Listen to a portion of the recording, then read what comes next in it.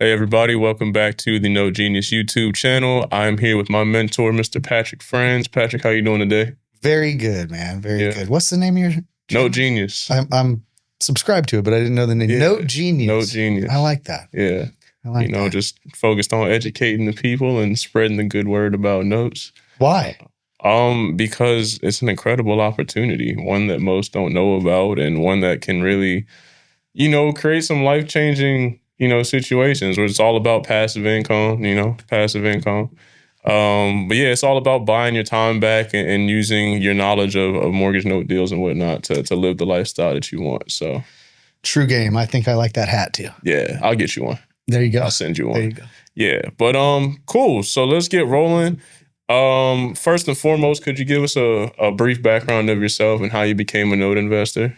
Yeah, I was just trying to struggle as an entrepreneur pretty much my whole life. I started selling and getting into sales at age 15 and, basically thought I was just going to be a high ticket salesperson my whole life. I was selling venture capital at age 19 for startup.com companies and sort of just trying. I'm an inventor. I've patented technology, put a product on the market at the CES show 2009. So I was always trying to find a way to become financially free. And even network marketing, multi-level marketing and everything. But everything seemed like it just came to a dead end usually, right? All the effort and all made you a better person. You learned skills and all this other stuff. So I attribute all my skills and talents now to everything that I've gone through, but it never ended up with financial freedom. Mm-hmm. And so I was at dinner with who became my mentor, Desi, Mm-hmm. and I was at a dinner with Desi, just hanging out. And I was still deep into my sales management career when I had like 25 sales reps under me that were always out on sales calls and needed my help, So I was attached to my phone all day. Mm-hmm. And some of my sales reps ran appointments as late as 7 o'clock at night. So I'd have to be available 8 o'clock, 9 o'clock at night if they called and needed something because they were trying to close a deal. So I was in that high ticket sales management role and I'm sitting at dinner and we were at dinner for maybe hour and a half. And throughout that dinner, I got up from the table and walked outside and had a 5-minute phone call and then came back in and got up and walked outside and 5-minute phone call on that. And he was obviously when you're trying to sit and hang out with somebody and have dinner and you keep leaving the table, he was kind of annoyed, in that. Mm-hmm. And came in and he said, "Hey, I got a question for you." And I said, "What's that?" And he said, he said, "Do you make a good living?" And I said, yeah. It's a pretty good living. I make a good money. That's why I always got into sales. I thought that was where the money was at. So now I'm in management and, making pretty good money. And do you have a good life? Yes, I have a good life. You're highly sought after and really respected as a salesperson in your career and sales trainer and all that. And he's kind of building me up a little bit, only to say, well, how much longer, how many more hours and years of your life do you want to waste for that money and for that job? And no one had ever put it to me that way. You know what I mean? And so really the lesson he was teaching me there with that question was, you're making good money, but you have to trade your whole life for it. And that's not freedom, right? That's really slavery. And so, when you think about it, all being caught in financial slavery, paying you just enough to get by, but you have to waste your whole life for 40 years to get that. And so I always felt that was backwards. I was always trying entrepreneurial endeavors and things. But he said, I got to teach you about mortgage notes and buying discounted mortgage notes from banks and hedge funds and private sellers and how you can play that game to start building up bits of passive cash flow that eventually add up to a lot of passive cash flow. And if I teach you this formula of how to move forward buying mortgage notes, there'll be a point in your near future where you don't have to work as a sales manager anymore, right? And so, of course, I go, tell me more, right?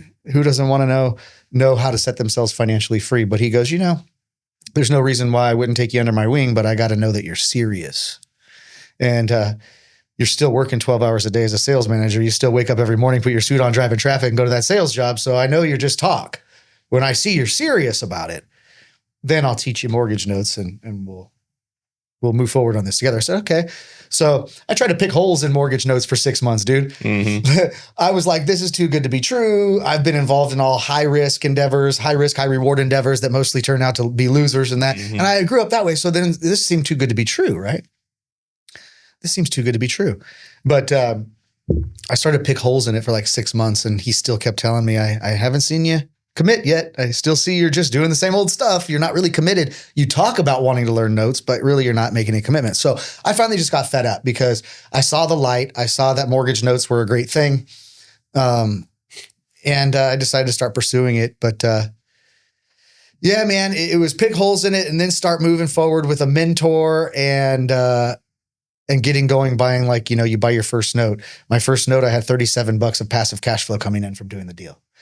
Not a lot of money, but what it taught me is that I didn't have to have any money of my own invested. I could use newfound skills that I learned how to be a mortgage note investor, utilize other people's money, make a win-win scenario for both of us.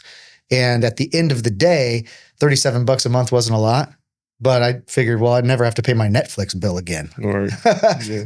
The point was, then we got started and I bought my first note in 2019, and then.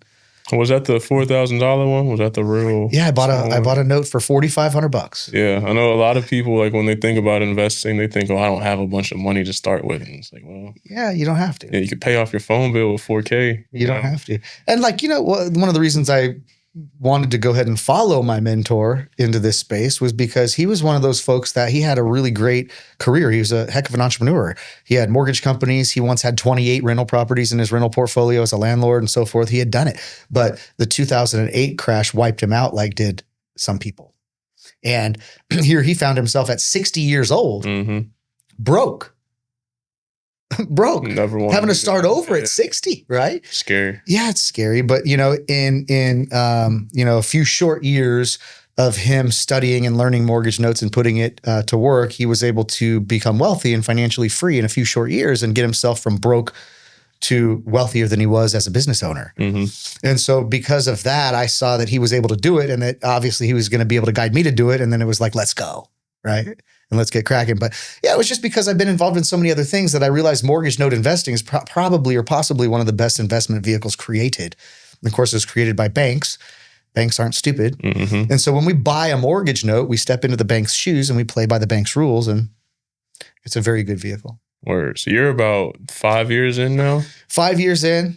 5 years in. 5 years in. So at what point, I know you said you tried to poke holes in it for about 6 months. At what point did it click for you to like, oh, this is real and it works and I can do something? And then second part of that question is, how long did it take you to kind of achieve that freedom that Desi was talking about?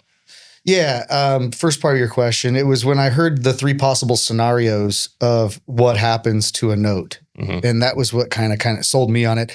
The reality is that when we're talking about someone's mortgage debt, someone's mortgage payment, and they're paying on their mortgage, living in the house as a homeowner and so forth, it's definitely an important payment. And the 3 possible scenarios that can happen with someone's mortgage, and I like to talk about it from the homeowner standpoint, someone that's paying a mortgage because it's easier to understand that way. But if you have a mortgage that you're paying on your home, there's only 3 things that you're going to do about that mortgage debt. You're either going to pay it as agreed. That means you're just going to pay your mortgage payment on time every month for the next 15 years until you finally pay off your mortgage and own the house, right? So there's that one, pay as agreed. The other one that you can do if you're a homeowner is you can pay your mortgage off early because you do something like refinance or sell the house and move or something like that. And when you do that, you're going to have to pay your first lien lender however much they're owed at that time, right? You got to pay them off. So it could be early payoff. Or you could stop paying your mortgage, right? You could go into delinquency and that could happen to you, right? And so when I was told those 3 scenarios like that from the note investor's standpoint, that's when I was kind of sold on it. Because when you look at buying a mortgage note at a discount, if you buy right, the way we teach out people to buy based on the numbers.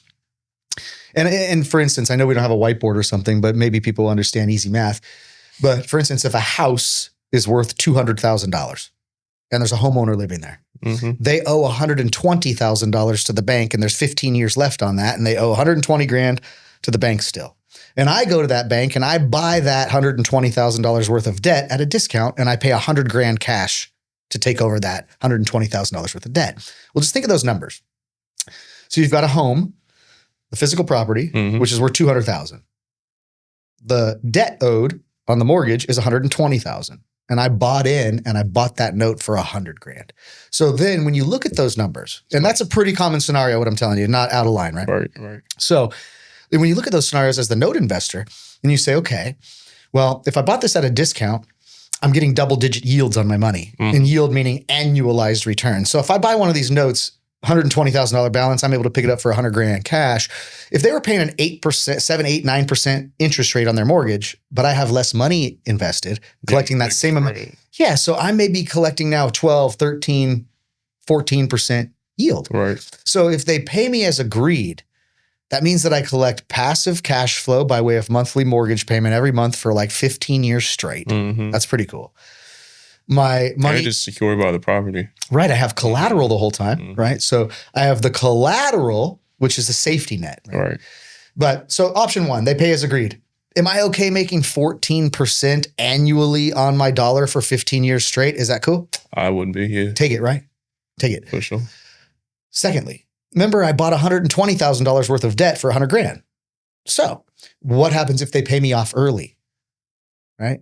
I'm the lender. I have to get total payoff. So when I bought that note for $100,000, if they decide to sell the house or refinance, they have to pay me the $120,000 that I'm owed. Mm-hmm. So am I okay maybe collecting passive cash flow for some months or some years, and then somebody decides to refinance or sell the house and move to Florida? I'm perfectly fine with that. I get my money back quicker, and I get to collect my discount, which usually ups my yield. Mm-hmm. In that same case, I might even end up at 16, 17% yield now. Mm-hmm. Does it make sense? Absolutely. And then look at the way that the third option works, which is the scariest option for most people when they hear about note investing. Mm-hmm. House is worth $200,000. They owe me $120,000. I bought it for $100,000. They decide to stop paying their mortgage and go delinquent. Well, the last thing I want to do is foreclose.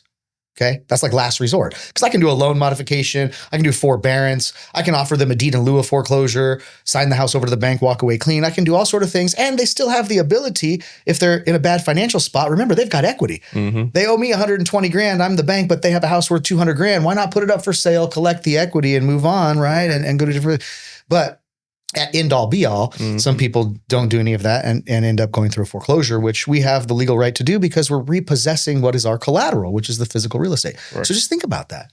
I'm in for $100,000 and my collateral is worth $200,000.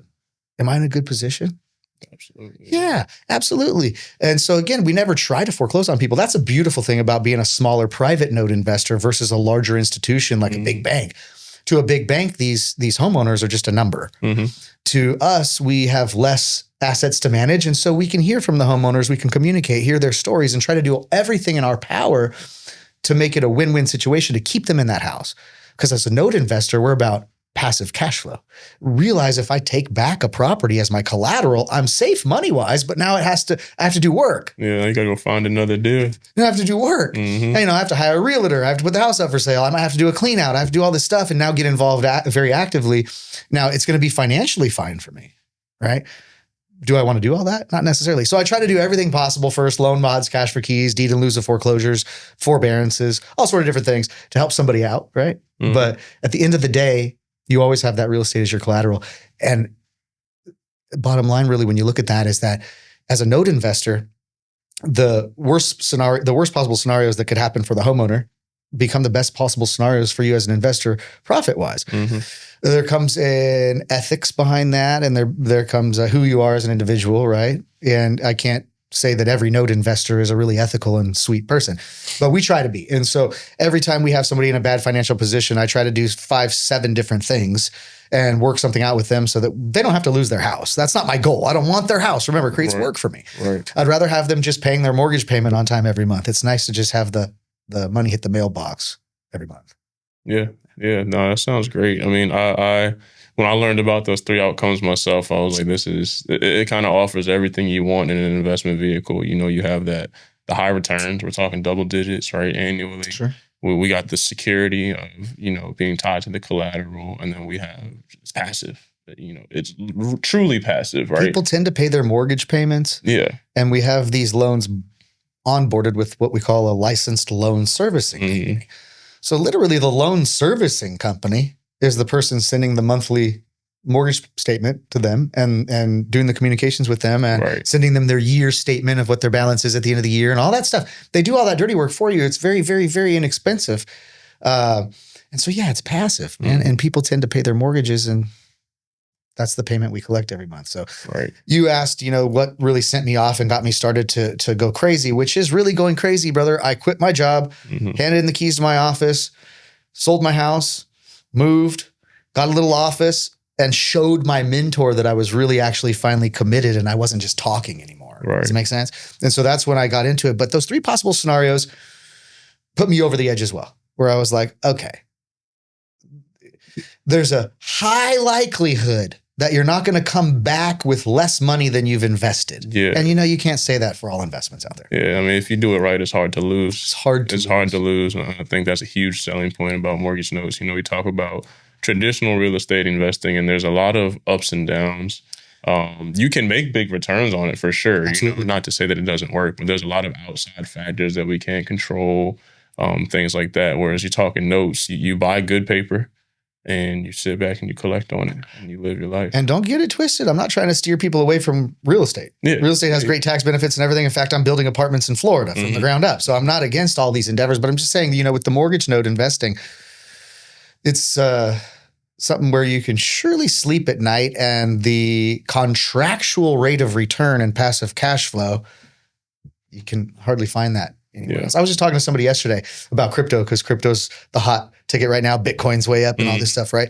And so I have crypto investments. I'm just laughing because there's some of these investments where, and I know crypto experts are going to bust me on this because I'm certain that there's dividend paying cryptos and all sorts of different ways to leverage it. But I'm just saying a lot of people invest in stock market or cryptocurrency markets. Wake up in the morning, look at the charts on the computer, right? And you're super stoked if the green arrow's going up, and you're super sad if the red arrow's going down, and you look at that. Even if it's going up huge, right? It's like right now people are in Bitcoin and it's crushing, right? But is it really spitting off a bunch of monthly cash flow that you can either compound or helps you supplement your lifestyle and buy a nicer car or a nicer house and afford nicer things in life? Not unless you cash it out, generally. So same thing. I know there's dividend paying stocks in that too, but it's just more rare, right? That it's hard to find an investment that has security with collateral, a better than average yield, spits off monthly cash flow, right? All in one spot, because generally one of those things takes a backseat to the other, right? People want to get a higher yield, and you get into something that's more risky, not necessarily secured by collateral, right? It's ways you could lose money and so forth. People want something that's very, very secured. And you end up getting down to these bank CDs where they pay, 0.75%, but you won't lose your money, right? And so you just look at this and you go, man, the yield, the passivity, the monthly cash flow, the collateral, the upside, and all of that in one spot, it just makes it an amazing investment vehicle. Yeah. So one of my favorite things about note investing is the opportunity to collaborate and create win-win situations. We look at a lot of note deals on a regular basis, and when we have the capital to scoop them up, we do. But sometimes a great deal follows one that you just snatched up, and you may not have the capital. And so we like to call on our lenders and use OPM, other people's money, to kind of take those deals down and offer them the opportunity to build wealth with us.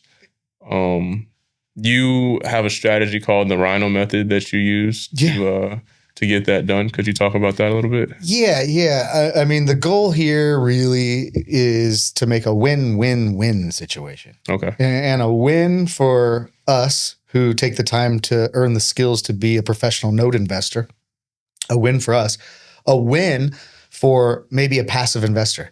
Somebody that does not want to take the time to be like us and to learn all this stuff, right? They're busy running their dental practice or their chiropractic business, and they have money to invest. They're always looking for a good place to put their money, but they don't want to become a professional note investor because of the time it takes to become an expert at it. And there's a win for those people, right? And then the other win, you're saying, what is that? But the win-win-win, right? There's a win for us as the note investor. There's a win for a private lender that wants to be a Rhino lender and lend on a note. And then there's a win because, again, we're smaller private note investors, and oftentimes we're able to create amazing wins for the homeowners that are living in these houses. Right. So that's what I like to say. Now, as far as like a Rhino lender, well, think about this. If somebody has their IRA money and it's earning them 3 or 4% annually, and it's diversified across the stock market, you've heard people say my 401k has now turned into a 201k, and all they're saying is, dang it, lost money. Out of my own control, my retirement got cut in half because the stock market crashed or whatever. So imagine you're earning 3 or 4% in your IRA. you're able to self-direct that money and become what we call a rhino lender. What's a rhino lender and why is it cool? Well, a rhino lender is somebody that wants to ride on the back of a professional note investor, right? So imagine this. I'm able to pick up a note like the scenario we just talked about where the home's worth 200 grand, they owe 120 grand, I bought it for 100, right? When you said, well, one of the things that we sometimes don't have is the money. If we're smart investors, we're not sitting on cash very long. We deploy it into assets and investments as quickly as we can get our hands on it. So oftentimes you may look at a note that comes across your desk and it's a $100,000 purchase price. It's juicy. You've done the due diligence. It looks like a good note deal, but you don't have the 100 grand liquid yourself to buy it. Well, here's something cool. What I'm coining is like rhino lending, right? Is that I could go to somebody who has an IRA. They're earning 4% returns in there. I could show them how to self-direct some of the money. They could lend me the $100,000. They lend me the $100,000 and I say pay them 8%. So you're doubling what they're making.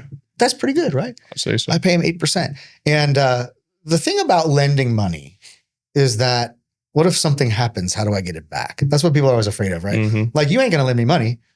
You don't trust me that much, even though we're buds, but you ain't going to lend me money. Because what if I run off with your money? What are you going to chase me down with goons and baseball bats or something, right? Right. How do I get my money back?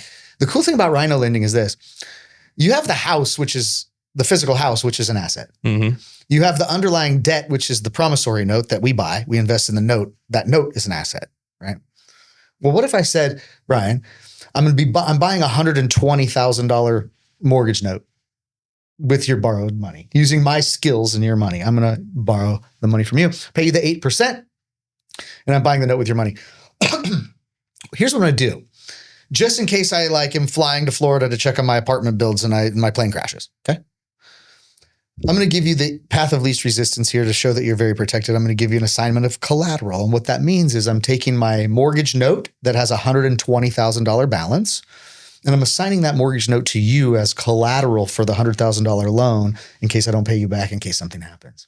And what that allows you to do is allows you to immediately take ownership of the $120,000 mortgage loan, which again, I bought at 12, 13, 14% yield. And if something happened, you would just take ownership of the note. And instead of making 8%, you would now own the note and be making, 13, 14% yield. And I'm out of the picture. So what we say with rhino lending is that it's a great way to have security because if you think about it, a rhino lender has double collateral, right? So you lend me 100 grand and I give you the mortgage note as your collateral. But remember, the mortgage note is also collateralized by the physical real estate that's worth 200 grand. So you're in a very, very, very secure position. And how passive can it be? You don't have to source the note, find the note, due diligence, buy the note, manage the note, do nothing. You don't have to have any of those skills. You could be busy running your dental practice, but you can get a good, fair return with passive cash flow and double collateral as a rhino lender. And that just means you're lending money to a professional note investor, and he's going to be using that money, obviously, to buy mortgage notes. He's going to be giving you one of those mortgage notes that has a much higher balance than what you've lent as your collateral. So it's just so passive, right? Can you just imagine, I'm going to put your monthly cash flow payment on the 100 grand borrowed on auto pay. Is that okay with you? I'm just going to program my account to deposit it into your account every month on the 3rd, so I don't have to even write you a check. Absolutely. Fair enough? Yes. Yeah. And then you can have an exit strategy as well. So you don't have to be stuck with me as my lender for a long time if you don't want to be. What if I said to you, you can loan me the 100 grand and I'll pay you 8% per year for the next 15 years if you want to stay in that long? Yeah. And what if I said if it's year 2 or year 3 or year 4 and you have a better usage for the money, you can also tell me you want to get out and I can give you the money out. Fair enough, right? Right. Yeah. So you have somebody who takes the time to earn the right to be a professional note investor and learns all the skills to do it, right? Which we teach at my Note Investor University and all that. And that's what you're learning. You're becoming a pro at this, right? Yeah. And so then, you have the pro and then you have the passive lender that understands note investing, right? Because could a dentist that have some money to deploy in loan money to a buddy that's flipping a house? For sure, yeah. Well, yeah. Somebody says, man, I need 100 grand because I need to buy these materials, from Home Depot and come in and replace the floors and paint the walls. And so I don't have the money to buy the materials, but I got the skills. I'm flipping this house. I got the crews. I got the people. So rely on my skills. Loan me 100 grand. We're going to do this house flip and then we'll pay you from the profits when we sell the house. Can something go wrong in that? It sounds good. It sounds good, Yeah. right? It sounds good. But I just think, look, this is just a better way, I think, where people can sleep at night a little bit better, right? Some of the methods being taught in some of the groups out there for traditional real estate investing are a little sketchy.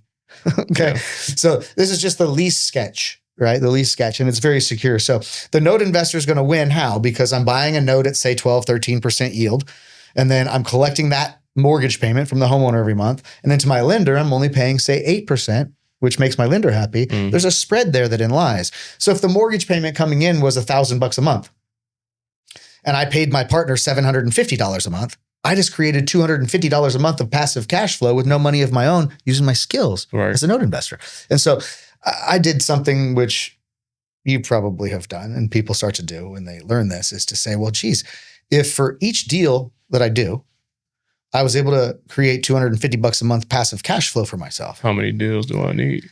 Yeah. So we just divide that up, right? So it's like, okay, well, I use for the United States, maybe $5,000 a month for active income. Like somebody works a full-time job, they're making 5 G's a month, right? So then you go, okay, well then put into your calculator $5,000, how much you make per month actively, and divide that by $250. That shows you how many mortgage note deals you would have to do to be able to quit your job. And when you do that, it wakes you up a little bit. And you go, dude, I only need to do 23 of these things or something like that. I realize it's not that many. Yeah, it's not that many. So 23 notes, 23 sets of paperwork, and 23 people to loan you some money with double collateral, and you're financially free. And most people can't say that about their programs, other real estate endeavors, and things like I've been involved with network marketing and this. It's like the 1% or of the best gets to be the one on stage. Right. All the people that get into note investing can become superstars very quickly. Yeah. And not superstars famous wise. I'm not saying you have to be some influencer, start a YouTube channel or anything like that, but a superstar in your own right, because once you get your financial freedom, the world opens up to you, doesn't it? Right. Absolutely. Absolutely.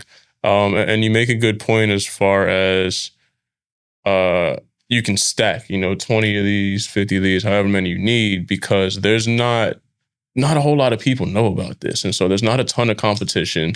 There's typically relationships with other note investors who may have things in their portfolio that they want to sell off, or you can sell to them, or whatever the case may be. But it's not like you're hunting for deals, or you see a property that you like and now there's 15 other investors trying to outbid you. Like you don't have to deal with that same kind of stuff. I mean, everything's relationship based, right? Yeah. I mean, there's people that crush it at house flipping. They've done well to build relationships and so forth. And there's people crushing it in buying apartment buildings and syndicates, people crushing it everywhere. But all those people really crushing it usually tend to believe that is relationship based business. And so the cool thing about the note investing world is that it's a much smaller world. It's less known in the marketplace. As a matter of fact, people are going to listen to this, somebody and say, well, I never knew you could buy a note like this. This is awesome, right? You can buy someone's mortgage debt.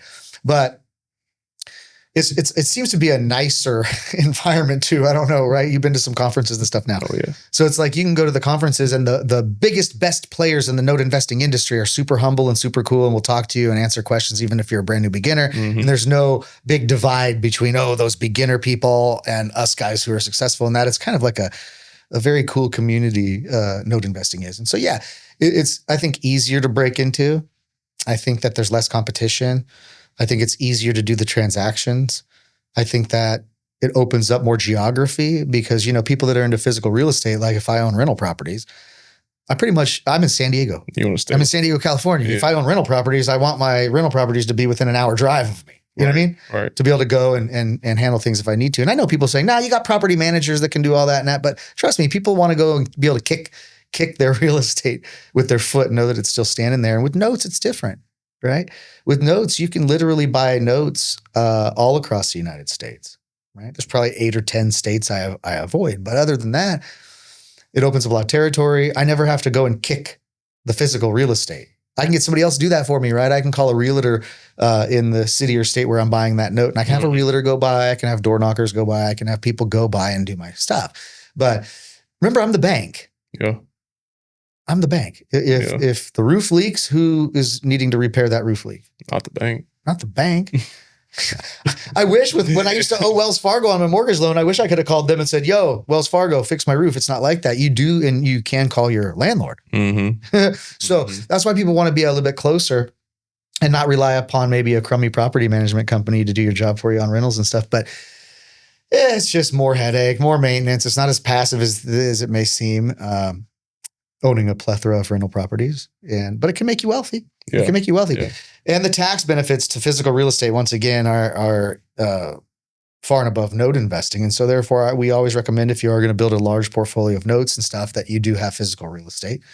But yeah, dude, I mean, I think it's just an easier world to break into if you really feel like breaking into something. Yeah, yeah. I think it's all dependent on what you're looking for as an investor too. You know, some people want to be career real estate investors where they got the big portfolio and the houses and stuff. Whereas some people, like me, for example, I want that passive income because I want my time to go do the things I want to do. Yeah. You know, to travel, go see my family, go do whatever I enjoy. So it's all about what you prefer. That is. And what works for you. It's always good to have a mix, as you said. Yeah. But yeah, okay. So on that topic, I mean, you said you went from working, 12-hour days to where you are now. I mean, how has note investing changed your time freedom? What do you spend your days doing? Well, drastically. And I can talk about, golfing. I can talk about golfing all the time at the country club and getting 2 rounds of golf in per week if I'm lucky. And that's, and all this other stuff. And it's fancy, right? Oh, I was able to buy a nicer car, and all this other stuff. It's not really it. The cool thing is that, like, I have this 12-week-old daughter now, right? And there's so many things that I would be missing if I was working 50 and 60-hour weeks. And if I was having to leave the house at 8 a.m. and not get home till 7 p.m. and have that kind of life, what I did have, I'd be really missing all these beautiful things that I get to see with my daughter, right? So that is really it for me. The time freedom has drastically changed in my life, right? And I think it's more so the beauty of being able to, like, I'm not going to miss my daughter's first steps, bro. I'm not going to miss when she first does whatever, because, I'm able to be there more often in that. And I think that's super important, because you'll never get those memories and that time back ever, right? So that's what it really is. And then eventually it becomes, Brian, where you just get to a point where your financial freedom number's covered. And so therefore you're not stressed out about money anymore. Desi likes to say it's like an empty gas tank in a car. Whereas when you're driving down the road and you see that your gas tank in your car is pretty much on E, the only thing that you think about is gas. Right. Yeah. The only thing you think about is gasoline. Some people say, oh, those rich people, all they ever think about is money. And I think it's actually opposite of that, to be honest with you, isn't it? So when your bank account's running on empty, like a gas tank running on empty, the only thing you think about is money. How can you get some? How can you not go broke? How can you pay your bill if you don't have money? You got to get money, money, money, money. It's funny that when your bank account gets topped off, such as when you go to the gas station and you top off your gas tank, when you top off your gas tank and your gas tank's now totally filled with gas, and then you drive out of the gas station down the road, are you thinking about gas anymore? No, I might drive a little further, actually. You're not thinking about gas anymore. Right. It's just the last thing on your mind now. So, I mean, that's what we look at is, when you are consistently seeing the passive cash flow coming in, that, no matter what happens next month, your bank account's going to get topped off again. Then you can have your money worries and the stress we have inside of us as human beings revolving around money go away. You don't have to worry about just your daily life expenses anymore. That is freedom, because then, like you said, there's 2 things you can do with that freedom, isn't there? Once you've earned it, there's 2 things you can do with that financial freedom. One, you can do all sorts of things that just make you happy. Spend more time with your kids. You can play more golf. You can go boating. You can go visit your family. You can go on a trip. You can travel. You can go to Disneyland. Isn't that right? Right. Or like what I am doing, because I'm only 45 years old. Well, like what I'm doing is now, how much more time do you have available to really concentrate on blowing up your portfolio? Right. How much time now do you have to get involved in other endeavors? Now that you know how to raise private capital, now that you know how to put deals together, now you can go bigger, bigger, bigger, faster, faster, because you have the time to do so and compound all that. So that's what I'm doing. And you kind of asked, what do I want to see? Or before this, you asked me, one of the questions I might ask you is, where do you see yourself 5 years from now? Right? And I can't give a target, because that's impossible to do. If you talked to me in 2018 and you said I'd be where I'm at now, I'd have said you're on drugs. Okay. You can't see that far. You can only see so far, and you need to go all the way to the end of that place where you can see, because once you get there, you can certainly see a lot further. That's the motto. And I just kept pushing forward. And when I look at how things are going now with the investment fund for mortgage notes, right? We started the new $50 million fund called the CEO fund, and we're going to be buying pools of performing, non-performing mortgage notes with that fund. Also, though, I got involved in raising private capital to actually build apartment buildings from the ground up in Florida. If you'd have told me, again, 2018, that right now I'd be building apartments in Florida, living in San Diego, I'd have told you, what are you, nuts? Plus, I don't know much about that, right?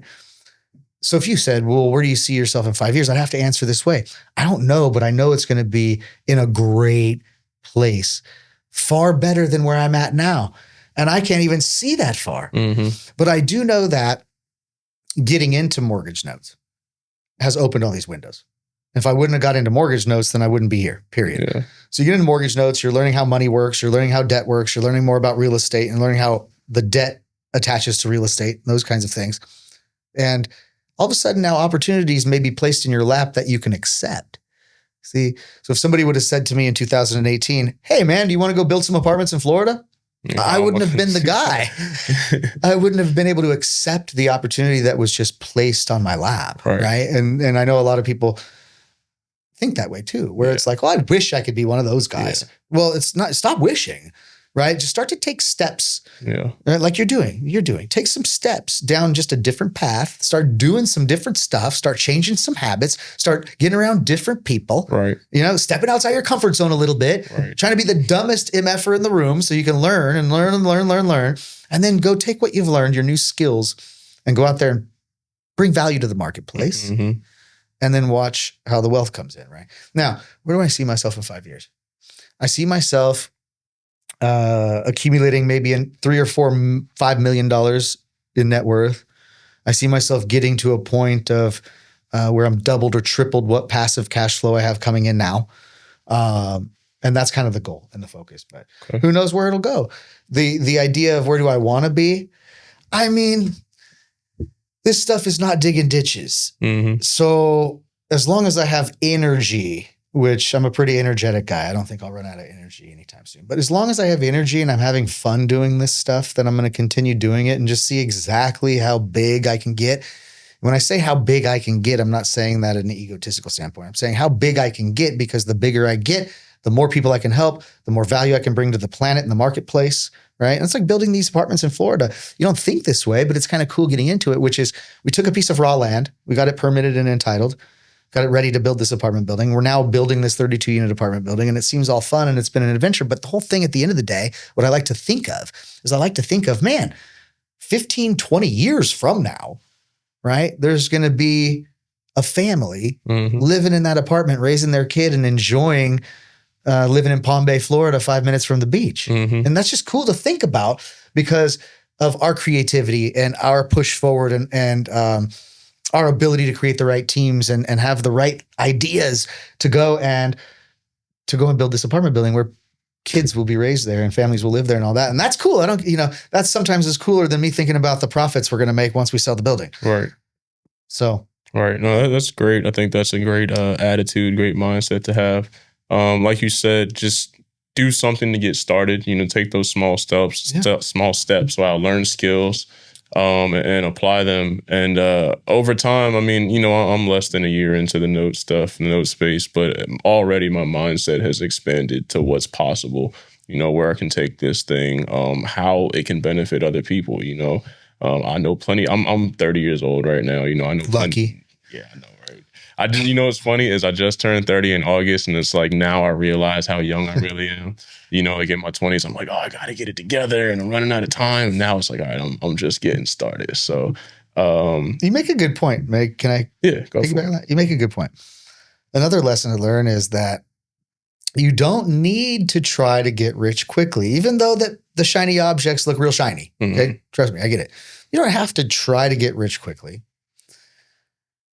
You can get rich slowly based on math, and you can do it with less stress.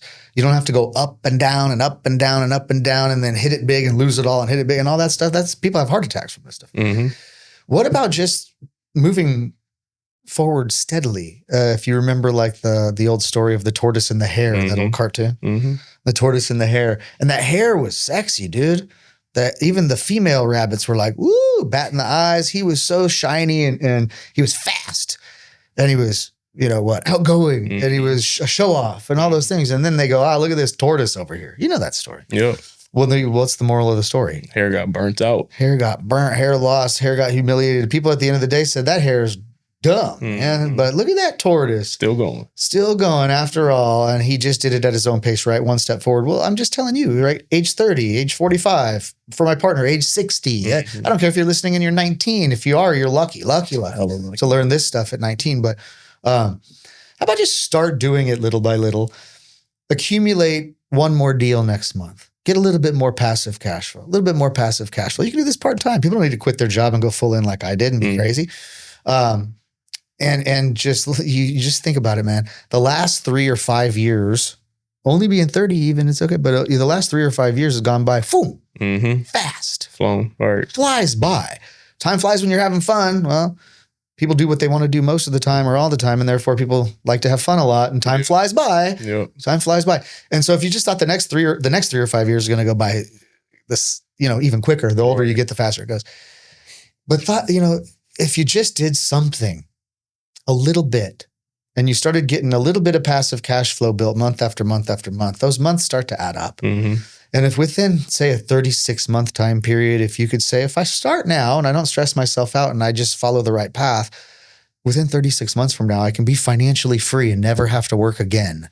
Which is really not that big a time frame. 36 months is nothing. And you know what? Some people say, oh my God, that's way too long. But like the time is going to pass regardless, That's what I say. And bottom line is, most people listening, you say, well, yeah, he might have a point here. For the last 3 or 5 years, I've done absolutely nothing to create any type of passive cash flow. And so therefore, here I am stuck in the same exact place I was 5 years ago, right? And just to think that 3 to 5 years from now, you can be in a totally different place, and you don't have to hit it big or do it all at once.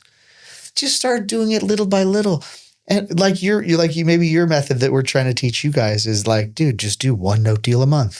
Just do one note deal a month. It doesn't sound like a lot. And say, well, all I got was $250 a month passive cash flow from that thing. $250 a month ain't going to set me financially free.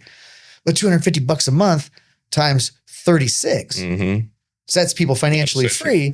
And if you just did one a month, you could rest assured by math that 36 months from now, you're going to be financially free. And I don't think that there's a lot of other endeavors where you can see that the path is that clear. Yeah. Yeah. Not to mention, $250 a month covers groceries or some other bill. Like, people look at it at investing and they want these big old returns. They hear about investors pulling down 20K at a time and XYZ. But it's like, if you have $250 a month that is coming in every month, that can take some stress off your mind. You can tuck that away for a trip or whatever you need to do. But yeah, stacking like that and then looking up after 3 years and it's like, whoa, like I don't have to ask anybody if I can take a day off anymore. I got what. That's a good feeling. Yeah. It's a good feeling. I remember, my family goes to a place called Bridgeport, Eastern Sierra Mountains, trout fishing and stuff like that, right? And you go like for 4 or 5 days up in the mountains, pine trees, there's deer, it's beautiful, fishing and all that. And then I just remember for many years there in a row, I just wasn't able to go, because I was tied to my job and I couldn't leave my sales team for a week.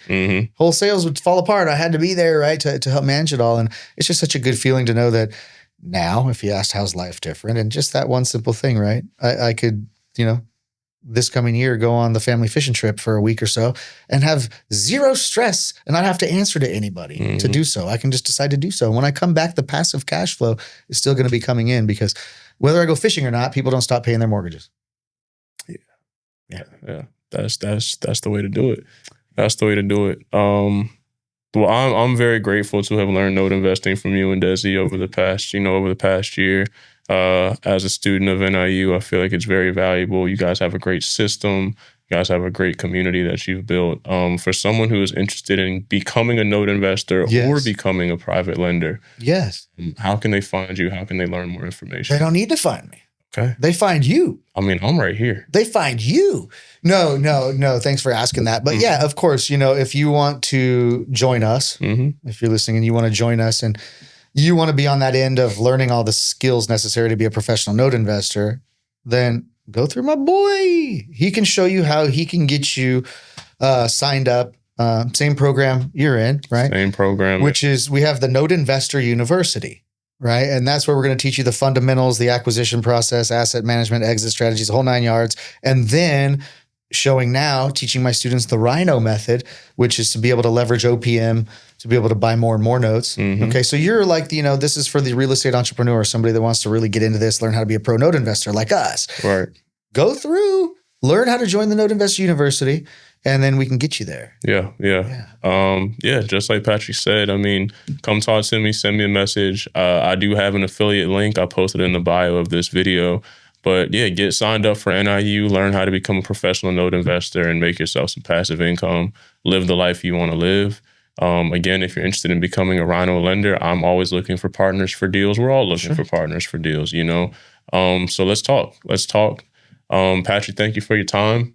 Absolutely. We'll have more of these conversations. Maybe we can run this back in, a year or so when I got some more notes under my 100%. portfolio. Absolutely. See how your development deals are going, things like that. But yeah, man, this has been great. And thank you for having me on your show. I really appreciate it, man. And just hopefully, for your audience that's following you and all that, I provided some value. That's always the goal. Provided me some value, and I've been talking to you for months. So awesome, man. Well, again, thanks for having me on the show, and we'll link up. Appreciate you.